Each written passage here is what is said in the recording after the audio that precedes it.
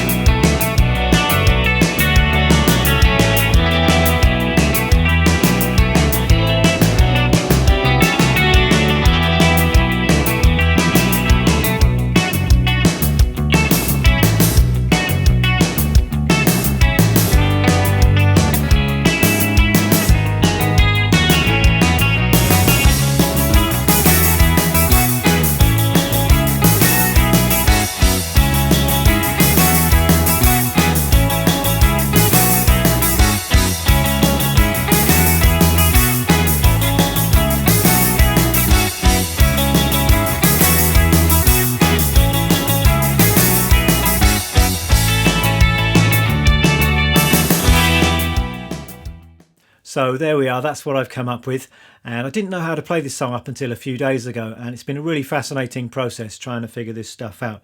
And I've done my best, but I should say that until somebody gives me access to the multi-track masters and the isolated stems to this track, it's near impossible to be sure about some of the details in this one. If you listen to the original recording, there are lots of layers of different guitars, different effects, it's quite processed, and in places it's quite hard to hear what's going on. But I've listened to that original recording very, very closely. There are also some live recordings that you can hear, and there's a couple of live videos from back in the 80s that you can see on YouTube. And also recently Johnny Marr himself posted on his Instagram a video of him playing through some of the main guitar parts in this song. And that video is a real gift to guitar nerds like me who are trying to figure out what the hell he's doing in some of these songs. Although, as we shall see, there are some differences, I think, between how he plays it in the Instagram video and how he played it on the original recording and how he played it live back in the 80s. So let's get down to business and take a look at what I think is going on. So as I said, this is quite an intricate guitar part, and I'm going to try and take you through it in an adequate amount of detail. There will be a tab up on my Patreon page for those of you who would find that helpful. And a word on the tuning to start with. And in this song, Johnny Marr is doing what he quite frequently did back in the Smiths days. He's tuning his whole guitar up a tone or up a whole step. And for whatever reason, I'm not going to go into that now, but I've heard multiple conflicting reasons as to why he did that. I suppose ultimately the best reason is that he thought it sounded good and he thought it worked for the song. Let's kick off with the opening little riff then, and this recurs several times throughout the track. It's a fabulous riff, this one, and I think the simplest way to come at this is to think about the chord shapes that Marr is arpeggiating and outlining here. So we're really going from like a G minor chord shape down to an A minor, and then it's kind of a major 7, like a B flat major 7, and then a C, and then we hit D minor for the main riff. So if you start off by holding down this minor chord shape, the fret numbers here starting from the 5th string, we've just got fret 5, 5, 3, 3, and we're arpeggiating that chord shape, and what I'm hearing is this. So strings 5, 4, and then 2. I think on the Instagram video he's arpeggiating it slightly differently, and you can hear the 3rd string in there. It doesn't particularly matter. On the original recording it sounds like this. And then we're going down to an A minor shape or an A minor 7 shape and arpeggiating the same strings. So 5, 4, 2. And then we're heading into this major 7th chord shape. We've just got an open 5th string first of all, and then into this shape here. So frets, it's 1st fret on the A, and then 3rd fret, and then 2nd fret, and then just catching the 3rd fret on the top string, just pressing that down with my little finger. Open 3rd string, and then we're into a C chord shape, and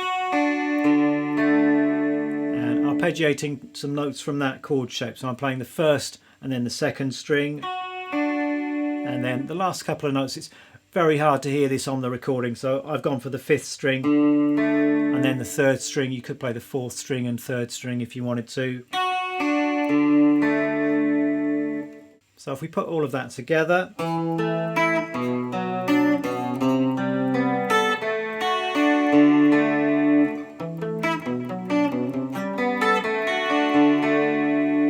it's played very fast on the recording. I think if you're going to stand any chance of getting it up to the speed of the record, you're going to really have to think about your picking hand. It's a really great exercise for just picking out strings accurately with your picking hand. And the way I'm picking it, which I think is the same way Johnny is doing it in his Instagram video, is like this. I'm going down, down, and then up, and then the same thing on the A minor, and then down, down, down, down, up on that high note, and then on the C chord, up, up, down, up. And I think it's worth paying attention to the details here. Unless you've got picking that works and is logical and flows, then you're going to stand no chance of getting this up to speed. I don't think this is the only way that you can pick this riff, but it certainly works and it flows nicely for me. So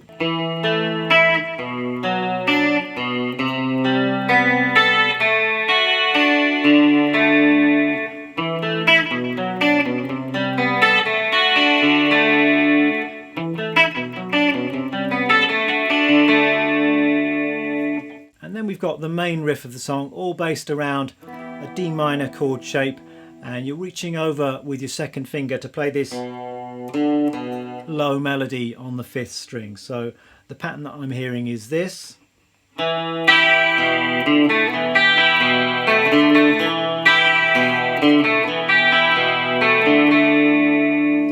So starting off on that D minor chord shape, we're just playing the root, and then catching the highest couple of notes in the chord, and then so open 5th string, 3rd fret, and then open 3rd string, and then we're back to the D minor chord. It's the root, then the 1st and 2nd strings, and then we've got so 5th string open, open 3rd string, 3rd fret on the 5th string, and then that open 3rd string again.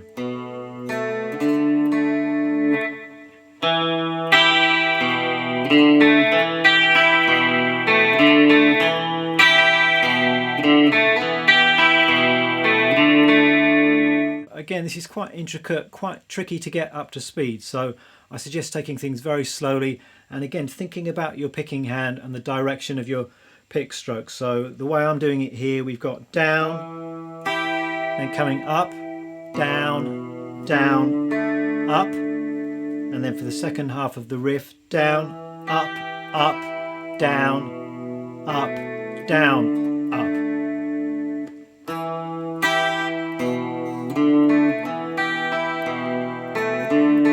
It seems like I'm being very fussy about all of this pick direction stuff, but it really is going to be the only way you can get this riff up to speed. So if I put all of that together, we've got the intro to the song.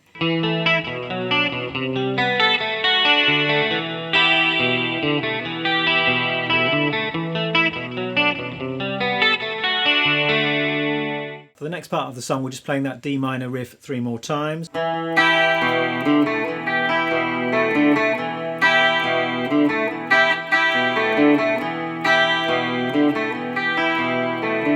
Just hear a slight variation the second time there. Just a subtle variation in the rhythm. Then we're into this beautiful chord shape.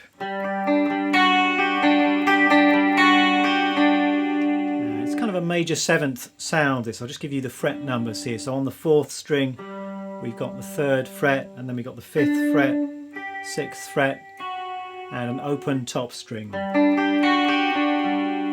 And we're just arpeggiating that shape.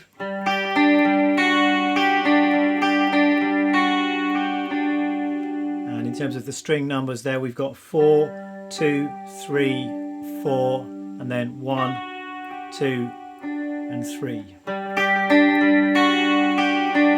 then just repeating that.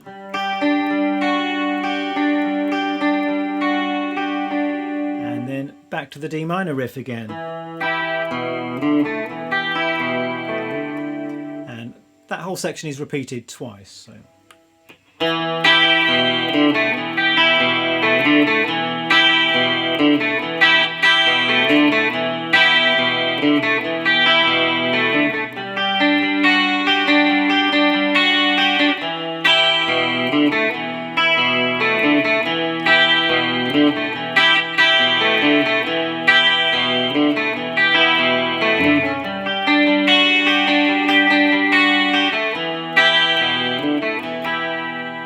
Then we're playing the same kind of thing as in the introduction. It's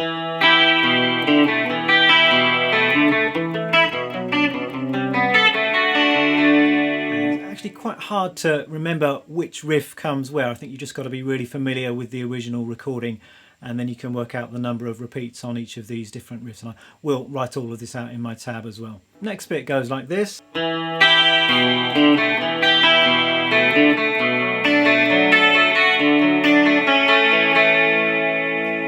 And here it's starting off on the D minor riff again. And then we've got this.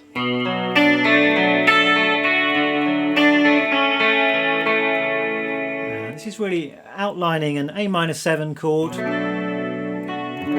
going to a C, going to kind of a G sound here. I think it's useful with a lot of Johnny Marr stuff to think about the underlying chord shapes and the kind of harmony that he's outlining here. So if you hold down an A minor 7 shape, we're just arpeggiating that and catching that high note at the 3rd fret on the top string, and then changing to a C chord, again, arpeggiating that, and then got kind of a G sound. It's quite hard to hear exactly what he's doing at this point in the song, so you can play just the G triad, just the open 2nd, 3rd and 4th strings. You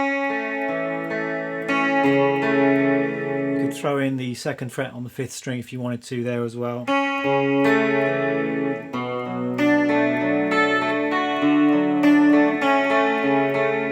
I think the important thing to bring out here is the little melody you can hear in the higher notes. So the rest of the notes are really just filling in the gaps around that melody.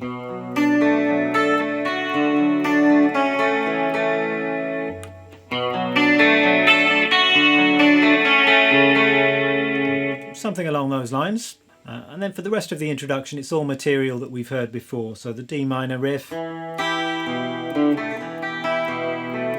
the intro riff.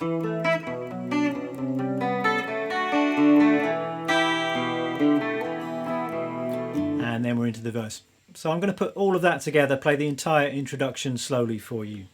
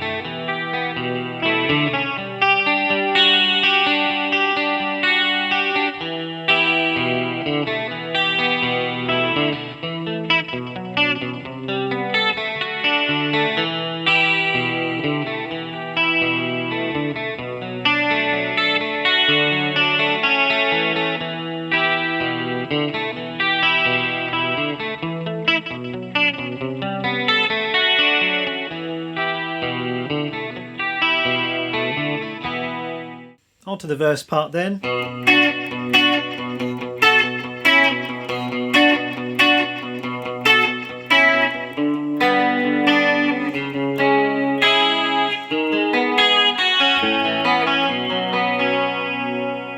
So that's how I've chosen to do it, and this is where, if you watch the Johnny Marr Instagram clip, he's doing things slightly differently, but I've gone with what I think sounds closest to the original recording.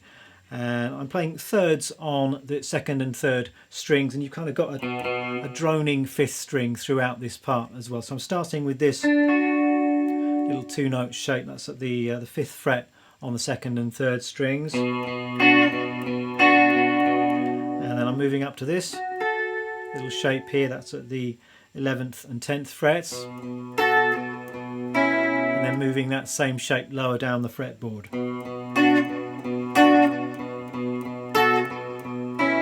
All based on thirds. If you're not sure what thirds are, I recently did a video talking about country thirds, but obviously they're not just used in country music, and you find these kind of things all over the place. So that's the verse part as I'm hearing it. In the Instagram clip, he's playing the same kind of idea, but on the third and fourth string. So and that obviously works just as well as kind of an alternative way of doing things. And then for the last part of the verse, we're coming down to, it's like an F chord that we're arpeggiating, and then to a B minor chord shape. And here it's very hard to hear the exact picking pattern, so I'm just kind of doing it my own way here.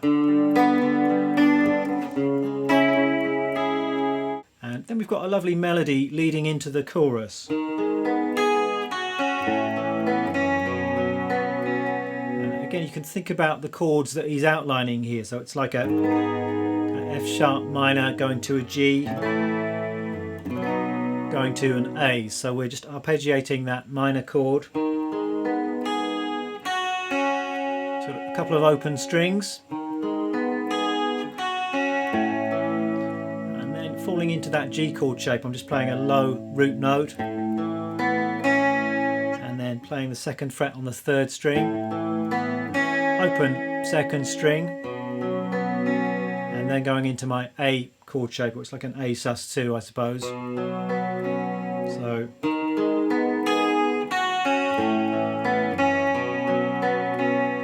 then we're into the chorus, and the main part that I'm hearing is this.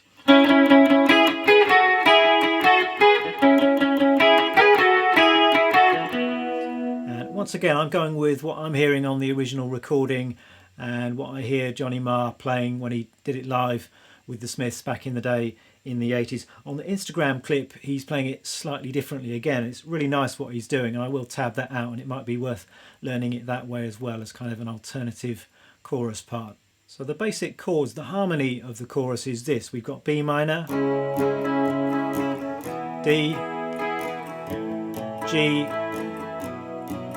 and then A. And on the Instagram clip, he's playing those chords whilst also bringing out that top line melody. So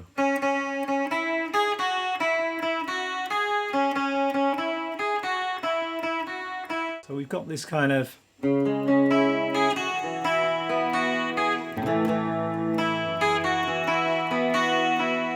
is a really nice part. I'm not really hearing that on the original recording unless it's really buried deep inside the mix. So I'm actually hearing more of this thirds kind of stuff. So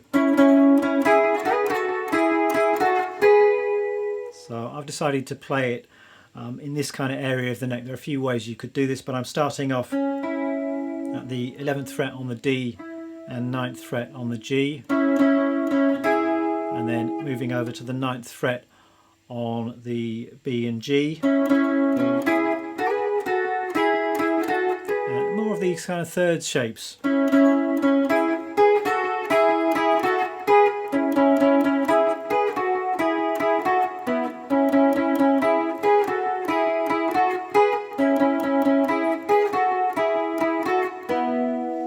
Playing that 4 times, I think, and then very end of the chorus we've just got this. Just some arpeggiated major chord shapes, so it's like a kind of partial major bar chord. We're just at the 3rd fret here, and then just moving that up, what's that, 5 frets. Let's have a complete chorus then.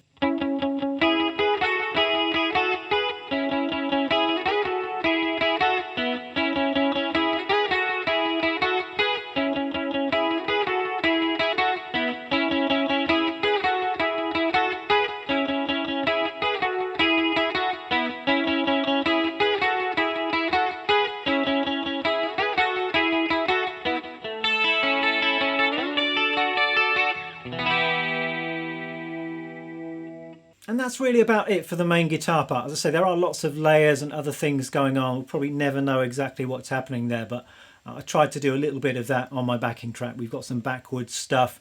We've got some kind of volume swells into the main chords, and we've got some big strummed tremolo kind of sounds in there as well. So that's some kind of things that you could experiment with if you want to.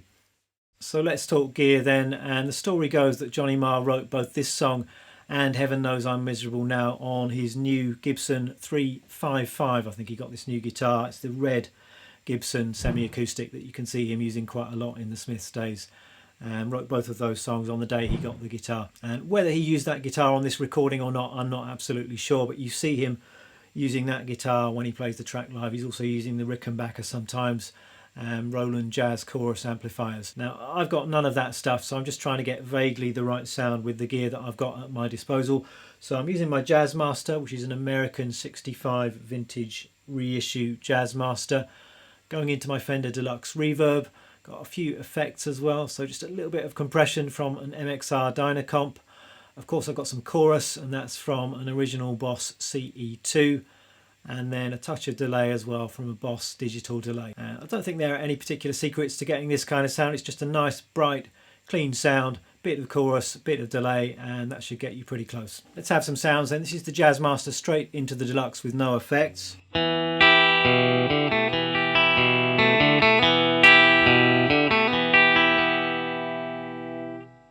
Add a bit of compression.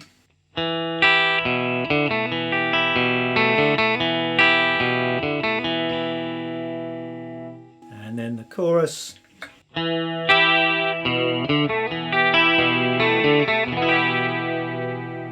And finally some delay.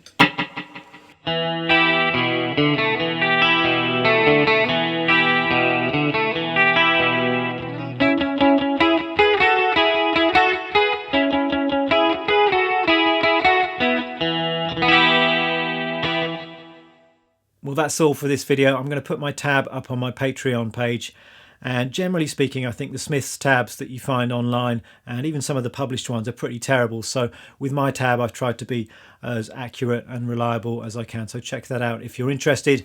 Also, my backing track is going to be up there if you fancy playing along to that. Thanks very much for watching. I shall see you next time. Bye bye.